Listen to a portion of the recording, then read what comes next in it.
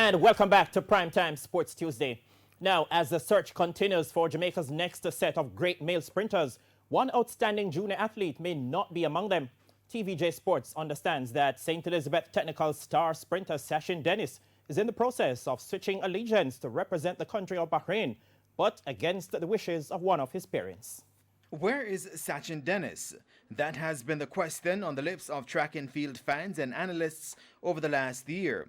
Dennis, who won the Class 3 sprint double, as well as the 100 meters twice in Class 2 at Boys Champs, has not raced competitively since 2018.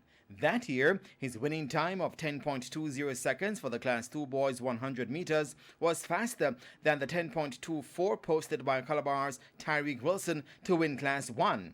Dennis was also touted in 2017 as the fastest 15-year-old in the world. But why hasn't he competed since 2018?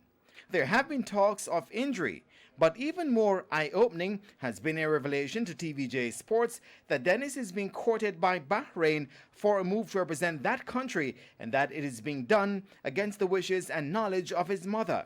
TVJ Sports travels to the district of Giddy Hall in Dennis's home parish of St. Elizabeth to speak with his mother, Claudette Anderson.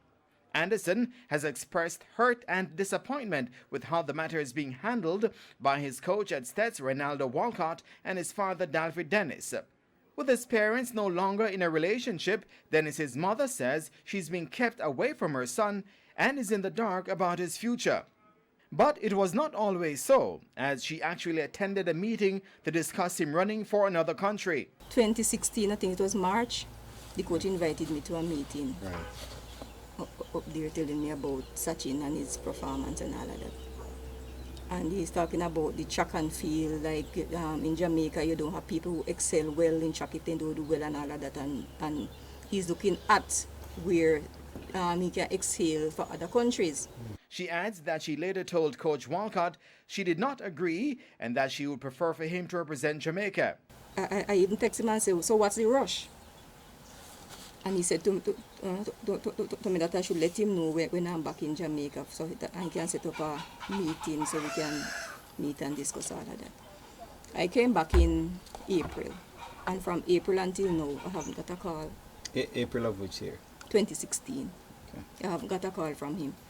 So all the rumors are going around that Sachin family members are at me, friends are at me calling all over, how me switching nationality because of money. That they are hearing, I have nothing to do with.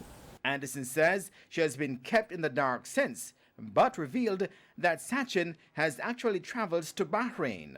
He's traveling because December 2016, it was Christmas Eve. Sachin and the coach came here, and the coach told me he was taking Sachin to Bahrain. So I don't know. I know he went because he came back in January. He went away before Christmas, came back in January because he was even late for school for January because he come back after school started. Efforts by TVJ Sports to get a comment from Sachin's father were unsuccessful. TVJ Sports also went to Stets to find out from Coach Walcott if Sachin was being prepared to represent Bahrain. However, he refused to comment on camera, noting it was not in the best interest of the athlete for him to do so. We also caught up with Stets principal Keith Wellington, who, while not denying the matter and also declining to comment on camera, noted he could not speak on the private life of a student. Meanwhile, when contacted by phone, Dr. Warren Blake, the president of Track and Field's local governing body, the J3As, said they had not been approached about Dennis switching allegiance. He explained, however, that as per IAAF rules, the athlete would have had to first represent Jamaica to need permission from the J3As to compete for another country. Interestingly, Dennis has never represented Jamaica. In part 2 on Wednesday, we look at a mother's quest to regain the love and trust of her son. Jermaine Brown reporting for TVJ Sports.